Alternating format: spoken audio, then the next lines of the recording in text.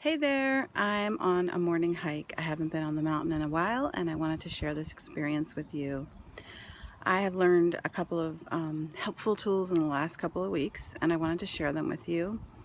One is from the book Radical Acceptance by Tara Brach, and it has to do with when you're feeling certain emotions, rather than moving into eating, getting on social media, having a drink, or busying yourself. You actually allow yourself to feel them. Case in point, I was on travel for 2 weeks and had an intense couple weeks before that, and was really struggling and needed a day off. So Wednesday took the day off to go to my kids' field trip beach day. You know, it's supposed to be exciting and fun, and I should want to go because I've missed my kid. But actually, I woke up really sad and really fatigued, and I just told my husband I didn't want to go. And I knew I'd end up going eventually, but I had to work through my feelings. Of course, the book Radical Acceptance showed up at my door like it was delivered. When I was telling him this, he said, "Oh, did you order a book?" And I couldn't remember. So I climbed in bed, cried a little, and opened up to a random page. So the story that I had was this this meditation teacher that had started getting Alzheimer's and was supposed to give a lecture. And it was his first kind of encounter with it. So he stood up and he said, confused, sad, angry, or alone, something. And so I was like, I'm going to try that.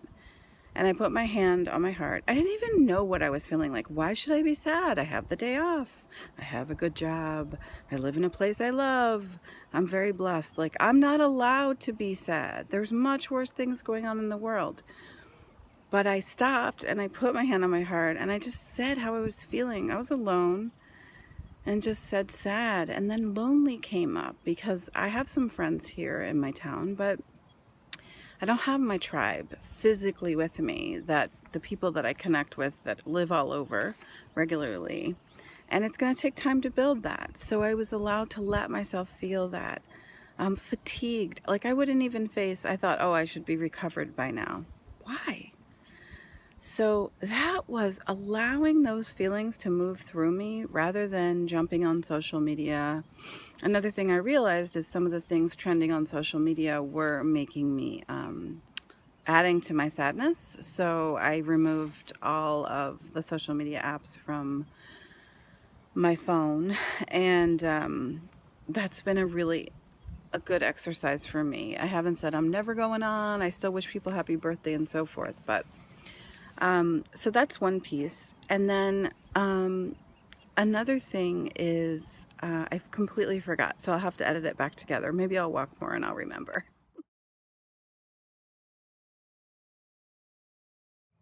Okay, I think I sort of remembered it. It's linked to everything in moderation, including moderation. So what I was saying about social media, it doesn't mean I'm declaring to the world, hey guys, I'm taking a break or I'm fasting or whatever.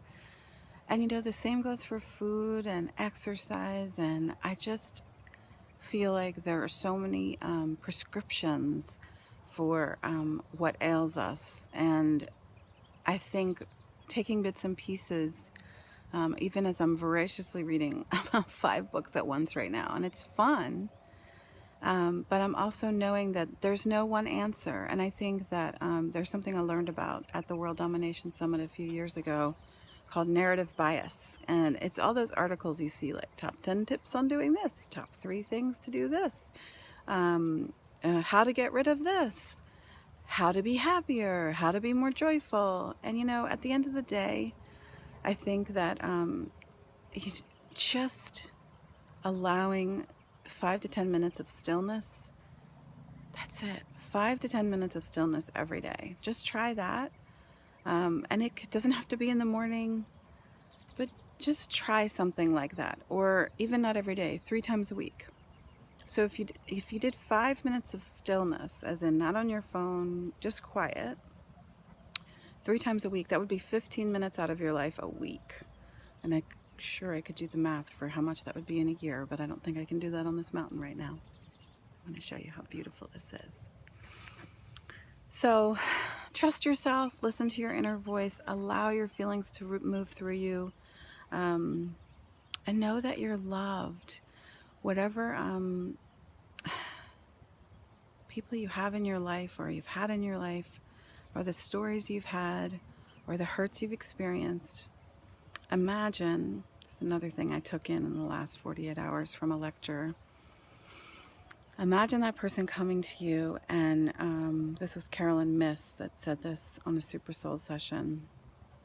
And instead of saying, I really didn't mean to hurt you, which she equated that kind of apology to like a sword in the gut. Like, what do you mean you didn't mean to hurt you? You did do it. Instead, imagining that person saying, I knew what I was doing. I consciously made those choices, even though I knew they were going to hurt you. And I'm here confessing my sins against you and asking for forgiveness. And then saying, I'm sorry.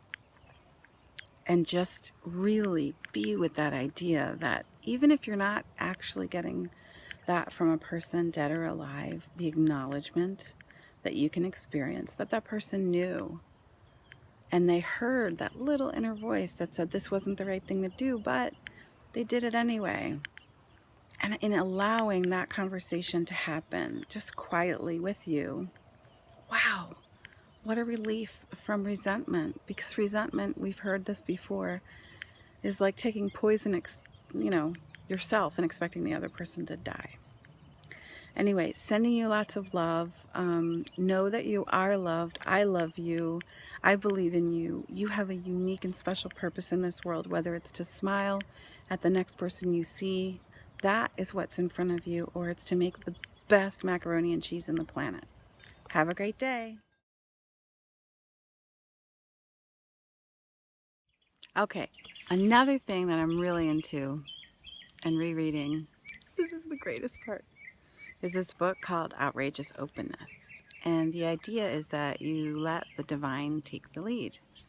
Good morning. Good morning. And it's beautiful out here, huh? It is so beautiful out here. Yeah, I know, you're fine.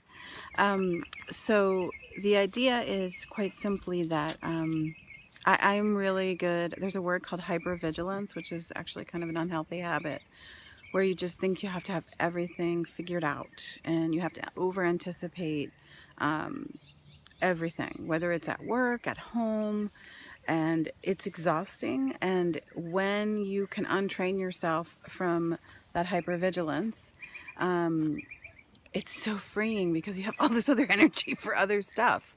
And one of the ways to untrain yourself is the stillness I mentioned. But the other is this outrageous openness, which is, it's a book by Tasha Silver. And it's the idea of really, really trusting that what is happening is part of a divine plan. Now, that doesn't mean you don't show up and do your part in life. But, oh, here comes another family. I'm going to wrap this up. The gist is that when I let myself experience that sadness, it allowed me to also experience a huge amount of contentment. And then eventually I moved from the contentment to the joy. And the other piece is that I let my son know that I was sad. And that's why I couldn't show up the way I normally do. And hold on one sec. So the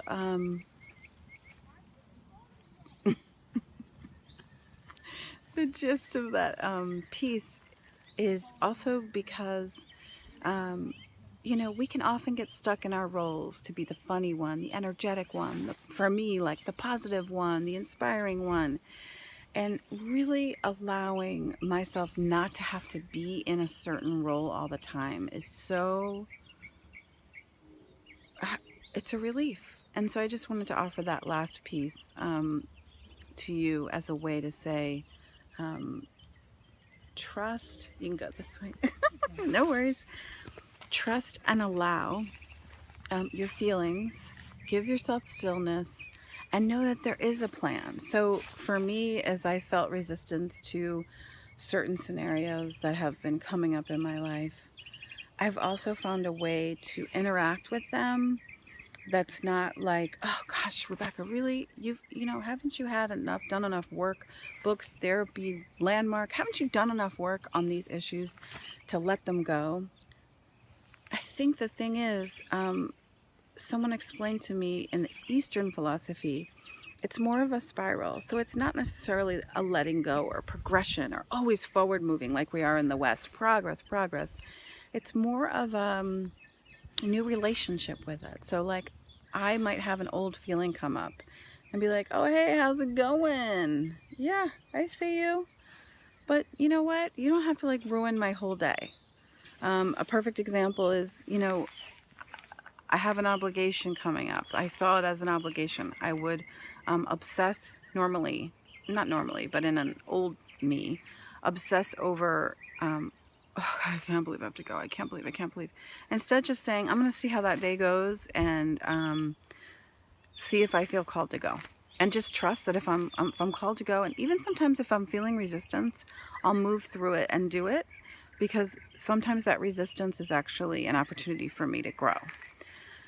Anyway, this is a longer video I'll be editing together, and I'm just really excited to share all of this with you.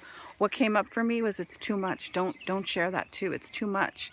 And that's an old story too, because I'm going to trust that one person is going to see this and it's going to move them to a place of love for themselves, self-love for you. And in so doing, that is how we create peace in the world, is because when one person feels love, you emanate from your heart 5,000 times the magnetic field that is emanated from your brain.